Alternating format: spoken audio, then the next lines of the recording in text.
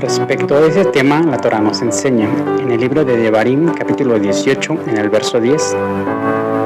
Lo yimatze beja ma'avir benov ubeto ba'is ko'osem ni kesamim mei onen umenajesh umechashef. Verso 11. Ve joder jader ve shoel ov ve jimayoni ve dores el ametim. La traducción puede entenderse de la siguiente manera: no será hallado en ti ninguno que haga pasar su hijo o su hija por el fuego, ni practicante de adivinación, ni agorero, ni sortílego, ni hechicero. Verso 11. Ni fraguador de encantamientos, ni quien pregunte a los espíritus de los ancestros, ni mago, ni quien pregunte a los muertos. En este texto encontramos 8 diferentes expresiones en el lenguaje hebreo que nos dan el significado de qué eran para la gente de la antigüedad practicar la hechicería. Es necesario analizar cada una de las palabras para tener un panorama general acerca de este tipo de creencias en la antigüedad. Cada una de estas palabras nos remiten a un periodo específico de la historia, en la región cananea, en un periodo anterior a 2000 años antes de Cristo. Aun cuando sabemos que ese tipo de conocimientos tuvo un desarrollo posterior y necesitaríamos estudiar el trasfondo cananeo, el trasfondo egipcio, el trasfondo babilónico y el trasfondo griego, en esta ocasión solamente analizaremos las palabras desde la perspectiva del hebreo antiguo. También es importante recordar que todas estas prácticas se realizaban dentro del territorio cananeo, por los pueblos que ahí habitaban, mismos que los hijos de Israel tenían que desterrar, y junto con ellos todas sus prácticas. La primera palabra en cuestión es una palabra que viene de la raíz etimológica kasam. La palabra kasam puede traducirse desde el idioma hebreo como adivinar, adivinar o distribuir por suertes, echar suertes o trabajar la adivinación a través de un papiro mágico. Esta palabra la encontramos en el libro de Números, en el capítulo 22, en el verso 7, donde se menciona que los ancianos de Moab y los ancianos de Madián fueron con un libro de encantamientos en su mano y llegaron a Balaam, el profeta que buscaban para maldecir al pueblo de Israel. Otra referencia la encontramos en el libro del profeta Ezequiel, en el capítulo 13, en el verso 6. En esta porción de la Escritura, el Eterno dice que los profetas de Israel solamente practicaban adivinación de este tipo, kasam. Él nunca los envió. Esta palabra distingue la labor de los falsos profetas. Este tipo de adivinación o kasam se puede definir como tratar de adivinar o entender el futuro sobre las personas o alguna situación a través de textos mágicos a los cuales se les atribuye un poder divino. A lo largo de la historia del pensamiento cristiano se desarrolló este tipo de adivinación. A lo largo de la historia del cristianismo también se desarrolló este tipo de adivinación. Los documentos conocidos como papiri gricae contienen oraciones o fracciones de la escritura que se utilizaban como amuletos para tratar de alejar a las enfermedades o a los espíritus. Uno de los amuletos anteriormente descritos que se han encontrado en la ciudad de Grecia contiene una porción del Evangelio de Juan en el capítulo 1 que reza de la siguiente manera: en el principio era el verbo era con Dios y el verbo era Dios. Por el poder de este amuleto protejo mi cuerpo de toda enfermedad. Este amuleto pertenecía a una persona cristiana de nombre Elena. Su contenido estaba escrito en griego. El concepto pleno de kasam transmite la idea de atribuir poderes mágicos o poderes divinos a textos de la antigüedad.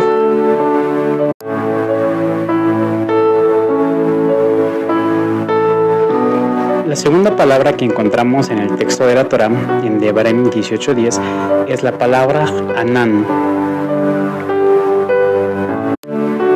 Esta palabra puede definirse como un verbo que significa actuar ocultamente, describiendo así todas las prácticas de origen ocultista, es decir, todas aquellas que se hacen en medio de las tinieblas y en la oscuridad. La etimología más profunda de la palabra puede entenderse de la raíz de Daná, que significa literalmente nube. Esta expresión de hechicería consistía en aprender a leer las nubes para tratar de adivinar el futuro. Daná significa también en el texto hebreo como aquella persona que funcionaba como vidente. Es específico para aquellas personas que intentaban profetizar sin tener el conocimiento de Dios. De la misma raíz derivamos otra palabra que es la palabra Gain. Gain significa literalmente ojo y hacía alusión a las personas que habían desarrollado una percepción especial para poder ver y entender cosas que estaban más allá de lo oculto. La tercera expresión que encontramos en el libro de Devarim 18:10 es la palabra Nahash. Nahash puede traducirse desde el texto hebreo como serpiente. Ese tipo de adivinación consistía en aquellos que silbaban o susurraban un hechizo o un encantamiento. Nahash hace alusión a todas aquellas personas que practicaban los encantamientos. La palabra Nahash evolucionó al idioma griego en la palabra afimanteia, que se puede traducir al español como adivinar por las serpientes. En la antigüedad, las serpientes eran consideradas como símbolo de astucia y llegaron a ser un símbolo de la sabiduría, pues cuando observaban la manera en la que éstas cazaban a sus presas, los seres humanos se dieron cuenta que eran muy pacientes. Con el tiempo, los seres humanos atribuyeron a las serpientes la capacidad de ver más allá del tiempo ordinario.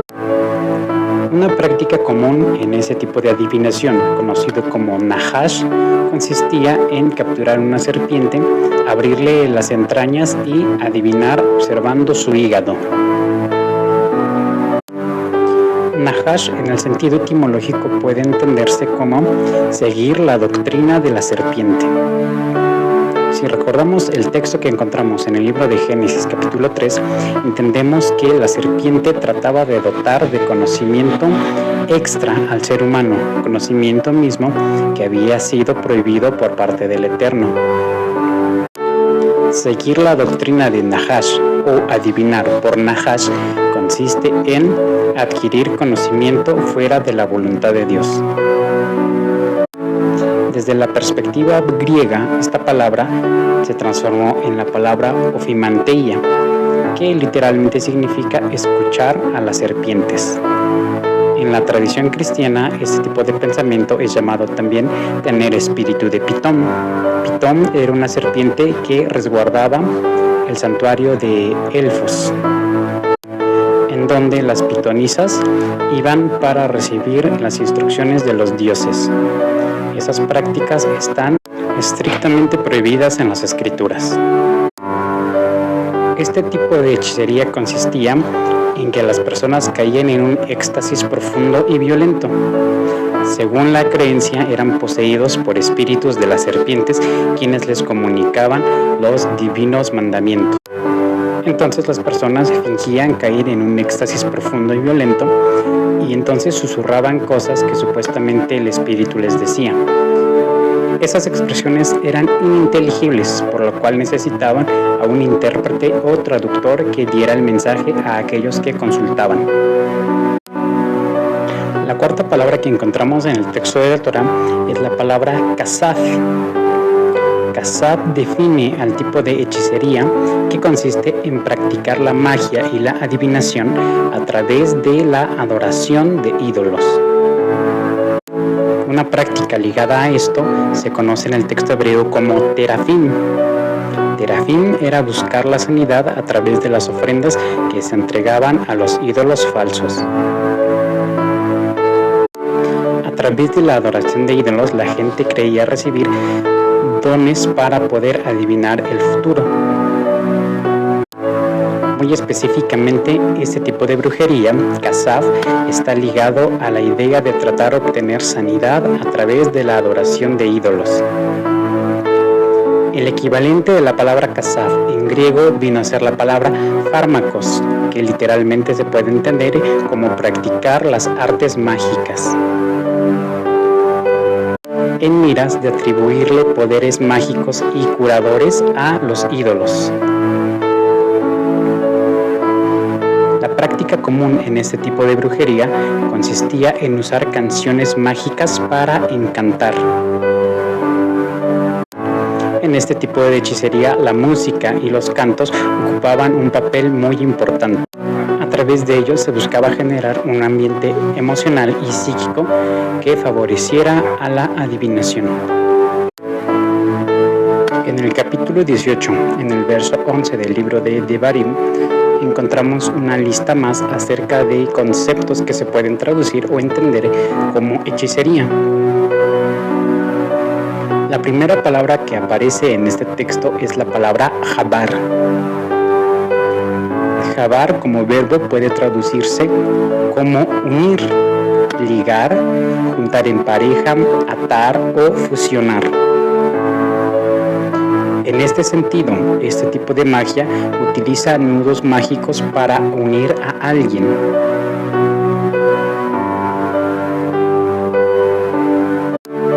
Jabar también significa hacer encantamiento para unir.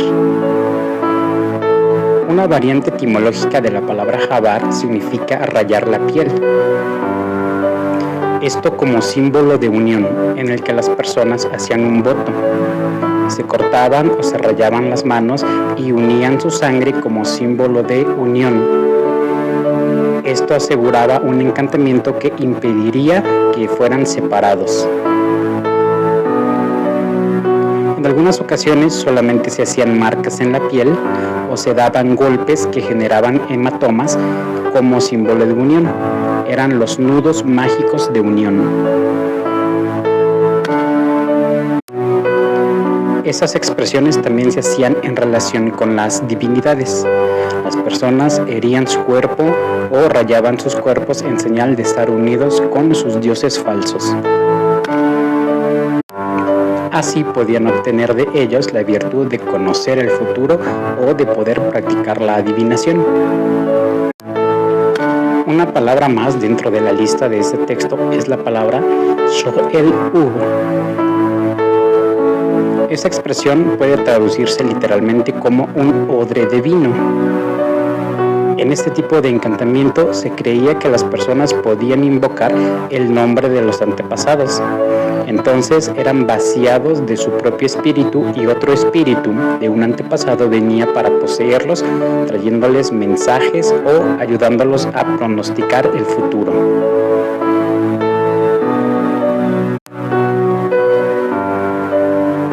Una palabra más que encontramos en el texto es la expresión Yodeani. Literalmente puede traducirse como el que tiene conocimiento.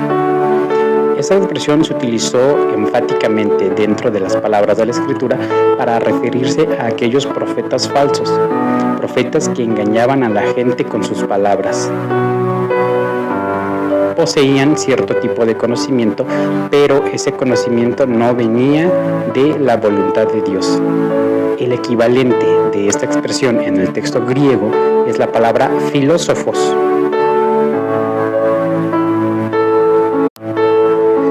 La última expresión que encontramos en el texto de la Torá es la expresión Bedoresh el Ametim, y se puede traducir como preguntar o buscar información en los muertos. De acuerdo a lo que conocemos en la Escritura, los muertos nada saben. Dentro de la tradición que se desarrolló en el pensamiento intertestamentario, sabemos que los muertos solamente pueden ir a dos lugares muy específicos. Aquellos que practicaron la justicia y vivieron en buena virtud delante de Dios, automáticamente al morir son trasladados a un lugar que se conoce como el Gan Eden. El Gan Eden era el lugar de descanso o el paraíso a donde las almas iban a reposar. Esa expresión tiene su equivalente en el texto griego en la palabra paradeiso y describe un lugar paradisíaco a donde los justos van cuando han muerto. Por el contrario, aquellas almas que no alcanzaron la virtud de la justicia van a un lugar que se conoce como Ofej. Ofej es el lugar a donde las almas llegan en un lugar oscuro y de tinieblas. Pero la Escritura es clara en decir que jamás una persona puede venir del mundo de los muertos al mundo de los vivos. Es importante señalar que todas las prácticas anteriormente descritas no tienen ningún fundamento. La Escritura es clara en decir que son palabras vanas y sin sentido. La Escritura prohíbe este tipo de prácticas, puesto que estas palabras contrarrestan el valor que tiene uno de los mandamientos universales que Dios dio a la tierra. No hablarás falso testimonio. Todas esas prácticas tenían un solo propósito: engañar a la gente y robarle sus recursos. Practicar alguno de estos tipos de adivinación marca que la persona ha perdido completamente su fe y su confianza en Dios. Él es el único que puede controlar nuestra vida, nuestro futuro, tiene control sobre nuestra salud y sobre las enfermedades. Él es el primero y Él es el último. Él es el que causa la luz y que causa también la oscuridad, el que hace vivir, el que hace morir. No hay quien pueda escapar de su mano.